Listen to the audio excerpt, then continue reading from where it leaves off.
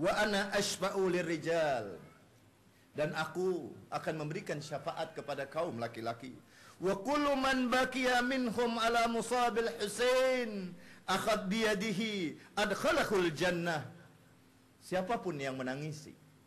Tentu ketika kita menangisi, kita terkagum, tersentak hati kita bahwa ada manusia yang sangat luar biasa. Manusia yang tidak mempunyai celah sedikit pun dari segi sosoknya, dari segi akhlaknya, tetapi mereka melakukan itu tidak ada lain cuma karena hubbud dunia. Tidak ada lain motif daripada pembunuhan dan pembantaian Imam Husain alaihi salam, cuma ada tawaran dunia yang sedikit. Kita tidak tahu apakah kita nanti akan tergiur dengan dunia yang sedikit, kita melupakan.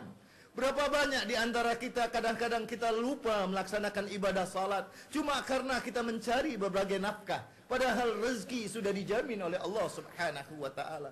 Berapa banyak orang-orang yang kadang bertengkar cuma karena urusan duniawi. Dan yang lebih parah lagi, setelah diselidiki lebih jauh bahwa semua pembunuh Imam Husain mereka adalah dari keturunan-keturunan yang tidak suci. Beruntunglah kita. Mudah-mudahan Allah Subhanahu wa taala tetap menjaga kita dan menjaga keturunan kita untuk senantiasa menjaga kesucian keturunan kita dan menjaga kesucian makanan kita, sehingga setiap saat-saat peristiwa-peristiwa seperti ini kita akan abaikan hal-hal yang lain untuk hadir di majelis-majelis Imam Husain. Majelis-majelis seperti ini majelis-majelis yang sangat luar biasa keutamaan yang dijanjikan oleh Rasul sallallahu alaihi wasallam. Kemudian Rasul sallallahu alaihi wasallam melanjutkan, ya Fatimah, kullu ainun baqiyan yaumal qiyamah baqiyatun yaumal qiyamah ila ainun bakat ala musab al-Husain fa innaha dhahikatun mustabsyiratun binaimil jannah. Ya Fatimah, semua mata nanti di hari kiamat akan menangis. Semua mata nanti akan menangis di hari kiamat, kecuali mata yang pernah menangisi Imam Husain alaihi salam.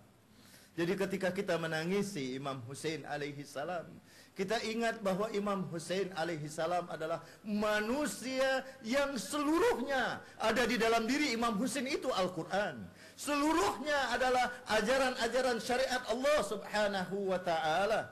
Ketika ajaran itu tidak ada pada diri kita, ketika sesuatu saja yang hilang dari diri kita, orang yang beribadah kepada Allah, kita perhatikan berbagai macam figur-figur yang ada di dalam perjalanan Imam Husain.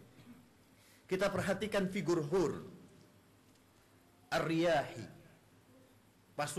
pimpinan pasukan yang sangat hebat. Di detik-detik terakhir, dia bisa merubah keadaannya. Dia memilih antara sorga dan neraka. Dia memilih sorga ketika dia berpihak kepada Imam Husain. Karena keberpihakan kita kepada para aulia Allah, khususnya kepada Imam Husain dan kepada keturunan beliau, kepada pelanjut-pelanjut beliau, berarti keberpihakan kita kepada dunia dan akhirat sekaligus. Jadi ketika kita ingin mencapai sorga, kita harus bergabung dengan mereka. Para ulama membagi orang-orang yang beribadah kepada Allah itu ada 5 peringkat. Ada orang yang beribadah kepada Allah Subhanahu wa ta'ala karena takut. Maka banyak orang-orang yang menangisi karena dia takut kehilangan sesuatu darinya. Dia menangis karena kehilangan sesuatu yang dia miliki. Ada orang yang beribadah kepada Allah Subhanahu wa ta'ala karena ada harapan sesuatu yang dia dapatkan. Tetapi ketika harapan itu tidak dia dapatkan, dia tangisi harapan yang dia cita-citakan tidak dia dapatkan. Ada orang yang beribadah kepada Allah Subhanahu wa ta'ala karena memang dia dalam rangka ingin bersyukur kepada Allah. Imam Zainal Abidin menyebutkan bahwa ibadah yang begitu mulia adalah ibadah orang yang bebas, orang yang merdeka. Contoh, orang yang merdeka, dia beribadah kepada Allah bukan karena takut dan bukan karena berharap kepada Allah Subhanahu wa ta'ala saja. Yang dia capai dalam ibadah dia semata-mata karena dia ingin bersyukur kepada Allah Subhanahu wa ta'ala. Ada yang lebih tinggi lagi, dia beribadah kepada Allah. Dia beribadah kepada Allah bukan karena takut, bukan karena harap, bukan karena syukur, tetapi dia temukan Allah itu layak untuk diibadahi. Itu peringkat-peringkat yang begitu tinggi, peringkat yang tertinggi yang diajarkan oleh ajaran keluarga suci Nabi. Ibadah kita karena cinta. Maka Rasul sallallahu alaihi wasallam menyebutkan, sehingga siapapun yang mencintaiku dan mencintai ahlul baitku, matinya pun juga mati syahid. Siapa yang mencintai aku dan mencintai ahlul baitku, maka dia akan mati syahid. Tentu kecintaan adalah keikutan kita terhadap semua ajaran-ajaran yang dibawa oleh Rasul dan ahlul bait. Hadirin dan hadirat, ikhwan dan akhwat yang dimuliakan oleh Allah Subhanahu wa taala. Dalam riwayat yang lain, Imam Ridha alaihi salam menyebutkan hadis, fa'ala mislil Husain falyabkil baqun. Seperti peristiwa Imam Husain, maka selayaknya kita harus menangisi peristiwa Imam Husain. Karena di dalam peristiwa Imam Husain semua kejadian ada, semua nilai yang disebutkan menjadikan kemuliaan dari umat Nabi Muhammad ada.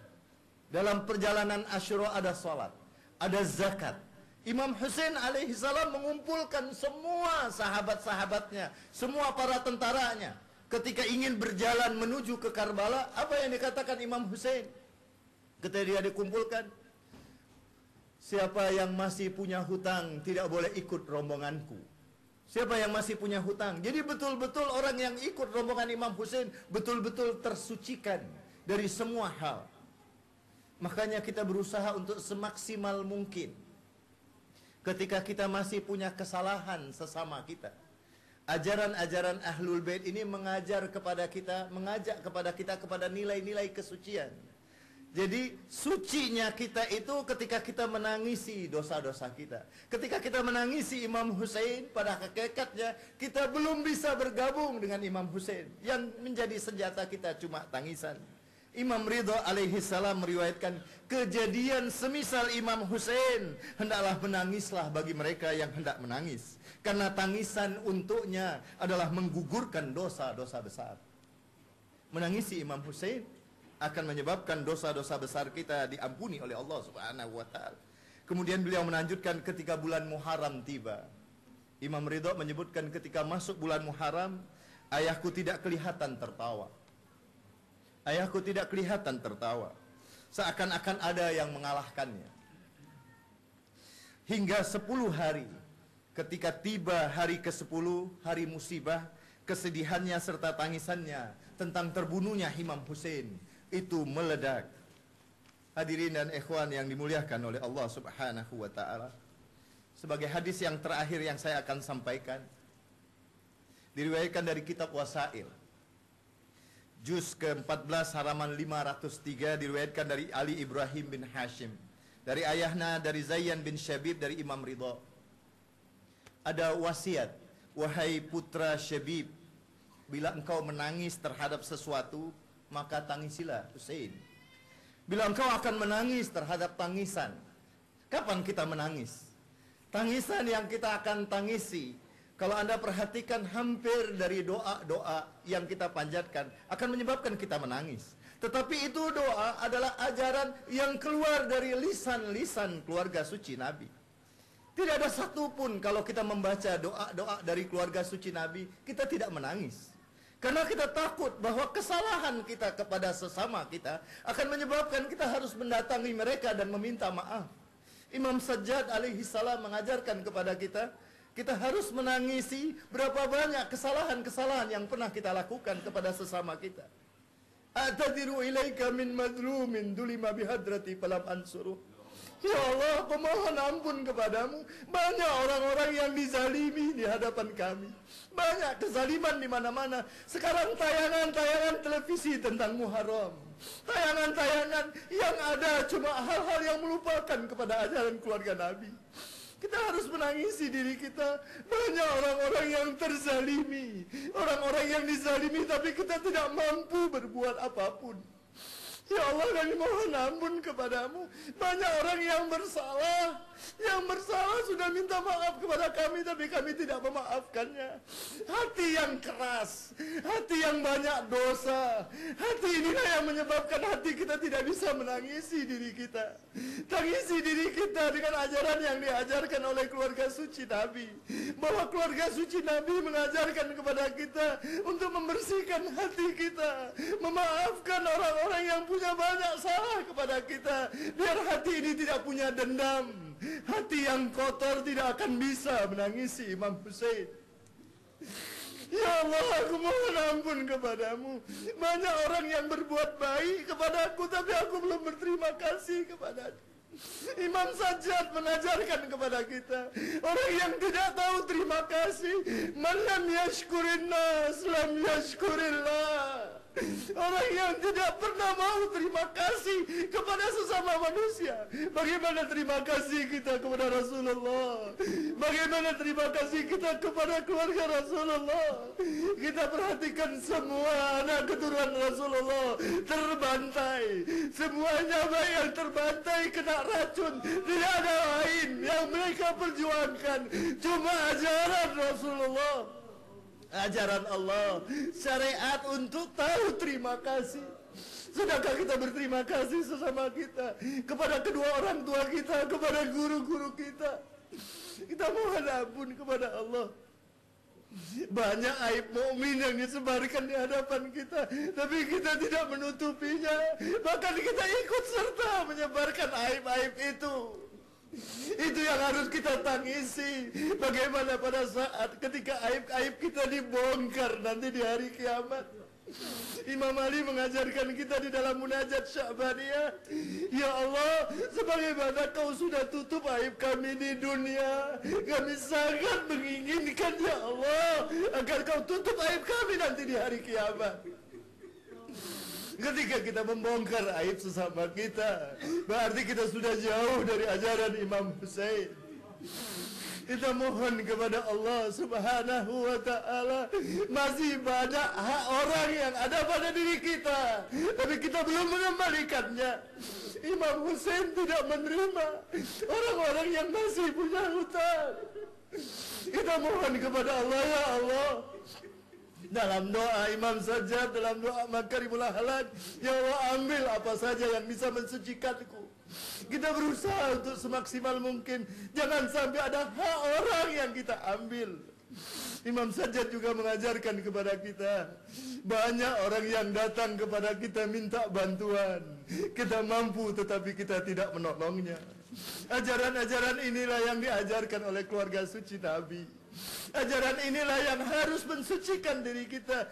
Ya Allah, banyak dosa yang kami lakukan dengan tubuh ini. Kami harus tangisi tubuh ini, ya Allah. Dengan panasnya dunia kami tidak kuat. Bagaimana dengan panasnya api neraka? Bagaimana kami bisa bergabung dengan keluarga suci Nabi kalau dalam keseharian kami jauh dari syariatnya? Ya Allah, bantulah kami. Bantulah kami ya Allah untuk bisa bergabung dengan keluarga suci Nabi. Sallallahu alaika ya Aba Abdillah. Sallallahu alaika ya Aba Abdillah. Assalamu ala al-Husain wa ala Ali ابن الحسين وعلى أولاد الحسين وعلى أصحاب الحسين.